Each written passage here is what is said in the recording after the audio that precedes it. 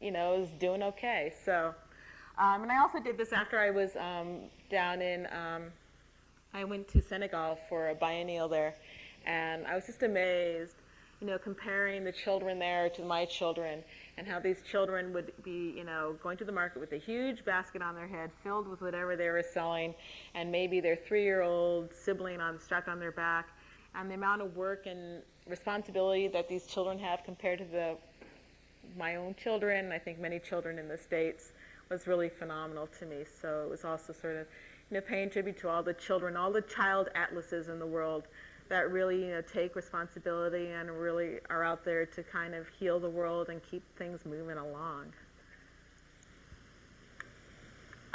We're getting close to the end of the show called Posteriors or Posteriors. This was a moment where I really kind of took some personal inventory and really started talking about my big butt and, how my body was really rapidly changing and my image was, I thought I had my identity together and then it just completely switched on me and I had to start assessing the whole thing. So this one is called, it's got actually a really clever title. Give me a moment.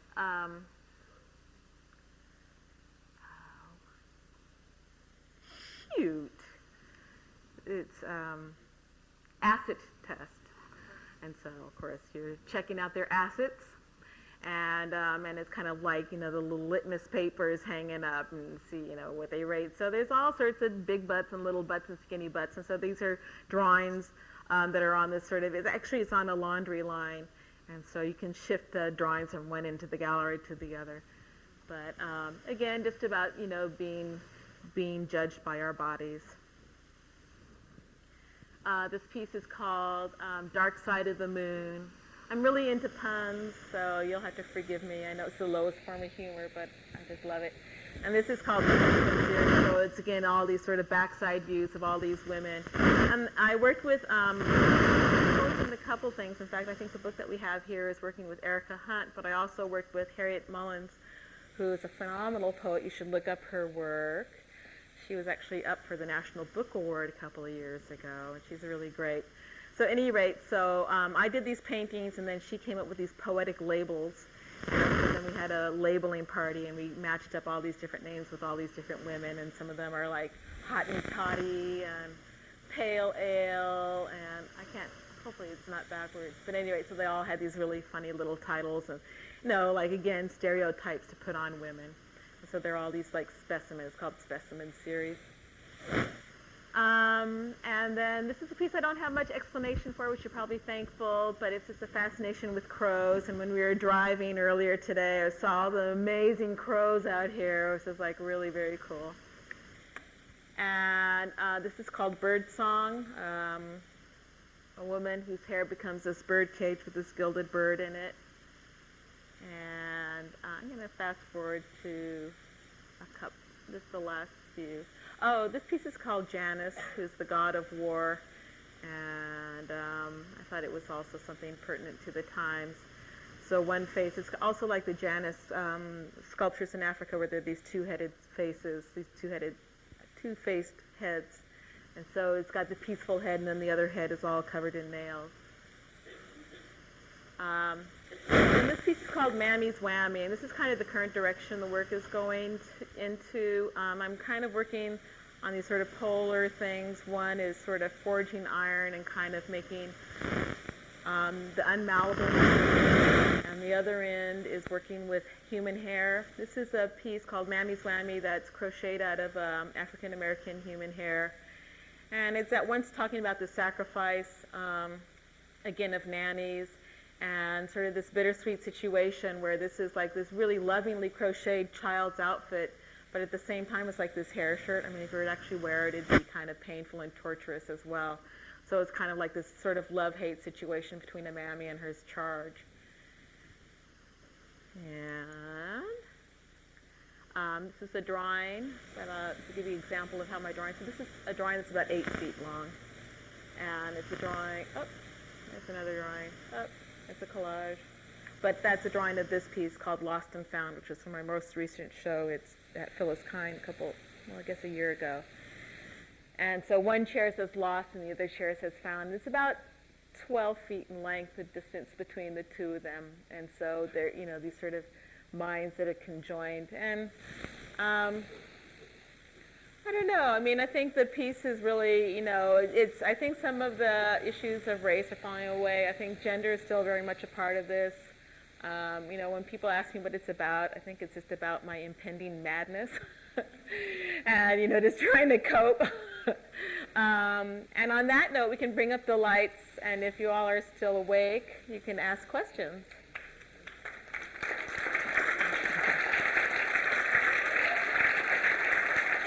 Oh, that's really bright.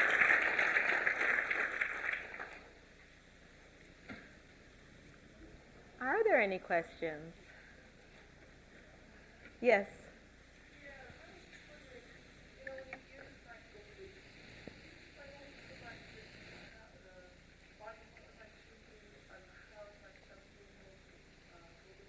Well, it's 8 foot long of poplar, piece of poplar, and so I carved it. And then because I worked with my father as a conservator, I do a very traditional gold leaf. I use what's called a red bowl, which is like a clay. It's very soft. And so then when you put the gold leaf on it, it can actually mold. Usually, often gold leaf will break, but if you have a bowl, that it actually can get a really smooth, polished surface, so it almost looks like the actual metal. But it's gold leaf. Gold leaf's phenomenally expensive. It's pretty incredible, but it's amazing stuff. Yeah, so my next question is, like all of these pieces, what is like the price tag you've done for all of these? The cost of making them or the cost of selling them? If you sold stuff, Well, I started making the pieces. I really started selling work and started showing in 1982. I got out of grad school in 81 and started showing at Jan Baum Gallery in 82. And so, and it's interesting because actually when I started, somehow I did 6 years of art training and never had a sculpture class, so I really started to teach myself how to sculpt. So I just kind of had to have a self-taught sort of sculpting technology thing. And so, I didn't show you the really early pieces, but they're like really, they look a lot like the 2x4s they started out as. They're really very crude. And slowly I taught myself how to carve, and I still think there's a long ways to go. It's curious, in going to art school in the 80s, doing undergraduate where I should have been getting a lot of technical stuff, I wasn't, because it was kind of a time where it was just like, just experiment. And so I didn't have any life drawing classes, and so all of this stuff I really kind of had to teach myself, and I'm still continuing to learn, but I realized that, maybe part of that was, part of that lack of that education gave me a freedom to really just experiment and just do kind of offbeat sort of stuff. So, and to make a piece it'll take anywhere from, 1 to 2 weeks to 1 to 2 months. And I would say the going price for a large life-size figure now is about $50,000. So, there you have it.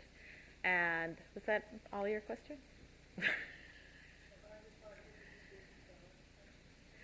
Yeah. Anything else? Do I have formulas? I don't know what you mean. Oh, it's just materials you go to the art store and buy. There's actually some great books like Myers, art technique, and there's a lot of art technique books that I just use. If I don't know how to do something, I'll look it up. And, then, I'm going back to school to start learning forging and stuff like that, so I can learn that, have someone actually teach me that so I don't, burn the house down. Anything else? You guys are probably getting restless. Yes. Uh-huh.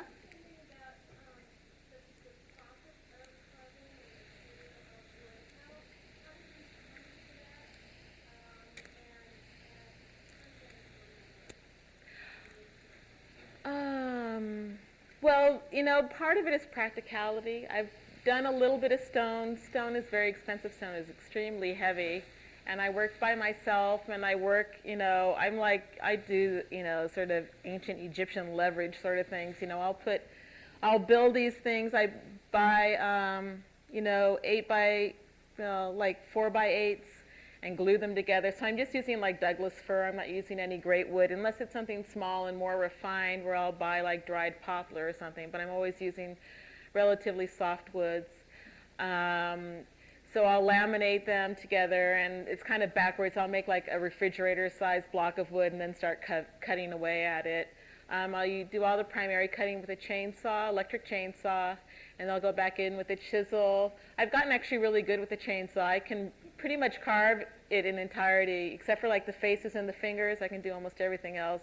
And you can get, if you start using it like this kind of like, grinder and stuff like that, you can get some pretty nice. And because the surfaces are always covered with something, but any of the things that were just like a painted surface, I always hand chisel them because I love that. I love to be able to touch it and stuff like that.